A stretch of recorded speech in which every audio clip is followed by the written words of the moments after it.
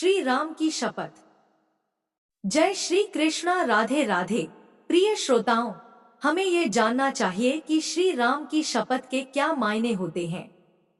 एक बार की बात है, गोस्वामी तुलसीदास जी अवध में थे। वे सरयू नदी में स्नान करने आए। जब वे नदी में उतरकर अंदर की ओर जा रहे थे, उसी समय एक महिला भी वहां स्नान करने पहुंची। उस महिला को जल्दी स्नान करना था। उसने तुलसीदास जी को देखकर प्रणाम किया और कहा, बाबा जी, मुझे शीघ्र स्नान करना अनिवार्य है।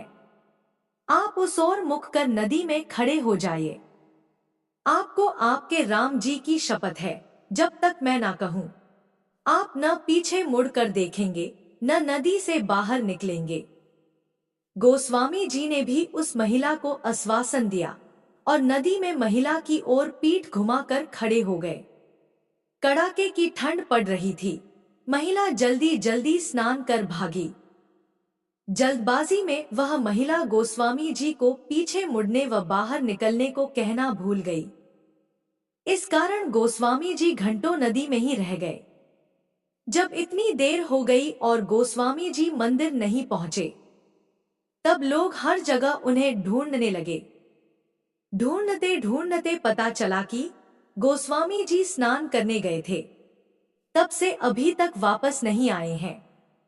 उनके साथ के लोग सरयू नदी के किनारे जा पहुंचे। उन्होंने वहां पाया कि गोस्वामी जी नदी में खड़े हैं। उन्होंने गोस्वामी जी से बाहर निकालने का आग्रह किया। तब गोस्वामी जी ने मना करते हुए कहा, मैं बाहर नहीं निकल सकता हूं। एक महिला ने मुझसे शपथ ली है, यदि वह देवी मुझे बाहर निकलने को कहेंगी तभी मैं बाहर निकल सकता हूं। तुलसीदास जी की बात सुनकर सभी लोग हैरान हो गए। धीरे धीरे यह बात राजा के पास पहुंच गई। राजा कुछ समझ नहीं पाए। वह शीघ्र ही गोस्वामी जी के पास पहुंचे।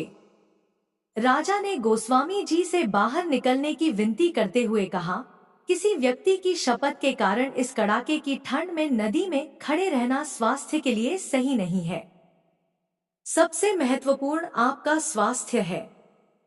परंतु गोस्वामी जी ने उन्हें मना करते हुए बताया कि मेरे से कहीं अधिक मेरे प्रभु का नाम महत्वपूर्ण है। उन देवी ने मुझे मेरे प्रभु श्री राम की शपथ दिलाई थी। उनका नाम मेरे पूरे अस्तित्व से अधिक महत्वपूर्ण है। राजा ने गोस्वामी जी से पूछा, बाबा जी, उन देवी का नाम क्या है? कहाँ की रहने वाली हैं वो? इस प्रश्न पर तुलसीदास जी ने राजा से कहा, मुझे ज्ञात नहीं है। तब राजा ने पूरे अवध में ढोल बजवा के उन महिला को शीघ्र सरयू नदी के तीर पर उपस्थित होकर गोस्वामी जी को शपथ मुक्त करने का आदेश दिया।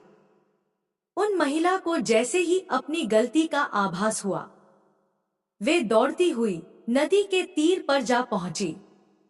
वहां हाथ जोड़कर क्षमा याचना करती हुई गोस्वामी जी से कहने लगी, बाबा जी, अब आप पीछे मुड़ सकते हैं और नदी से बाहर भी निकल सकते हैं। फिर कहने लगी, हे बाबा जी, मुझसे बड़ा अपराध हुआ।